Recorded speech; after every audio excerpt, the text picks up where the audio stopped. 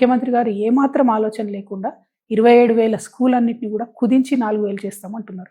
అంటే ఇప్పటివరకు ఊర్లలోకి private primary పాఠశాలలు రాలేదు. ముఖ్యమంత్రి గారు తీసుకున్న ఈ నిర్ణయంతోని ఇప్పుడు ప్రతి చిన్న ఊర్లో కూడా ప్రైవేట్ వాళ్ళు పాఠశాలలు 1-5వ తరగతి పెట్టే పరిస్థితి వస్తది. అన్నిటికన్నా ఎక్కువ ఏమైతదంటే ఆడపిల్లల చదువు మాత్రం విపరీతమైన దెబ్బ పడుతుంది. ముఖ్యమంత్రి గారు నేను హిట్లర్ అని చెప్పుకుంటున్నాడు. మీరు హిట్లరే, కానీ హిట్లర్ కన్నా ఎక్కువ మీరు తాలిబాన్. ఎందుకంటే తాలిబాన్లు కూడా కేవలం ఆడపిల్లల చదువు మీద రిస్ట్రిక్షన్స్ పెట్టి వాళ్ళు చదువుకోకుండా చేసిర్రు. ముఖ్యమంత్రి గారే విద్యాశాఖ మంత్రి అయితే విద్యాశాఖ ఏదో వెలుగుతుంది అని చెప్పి అందరు భావించారు. కానీ అడుగడుగున అబద్ధాలు. ఇప్పుడు మీరున్న 27,000 పాఠశాలల్ని 4,000 పాఠశాలలకు చేస్తే ఇప్పుడు ఉన్నటువంటి ఉపాధ్యాయులందరినీ ఏం చేస్తారు మీరు? ఈ 3 లక్షల పై చిలుకున్నటువంటి ఉపాధ్యాయులందరినీ కూడా తీసేస్తారా? 4,000 పాఠశాలలో అడ్జస్ట్ చేస్తారా? లేకపోతే వివిధ గవర్నమెంట్ డిపార్ట్మెంట్లకు పంపిస్తారా?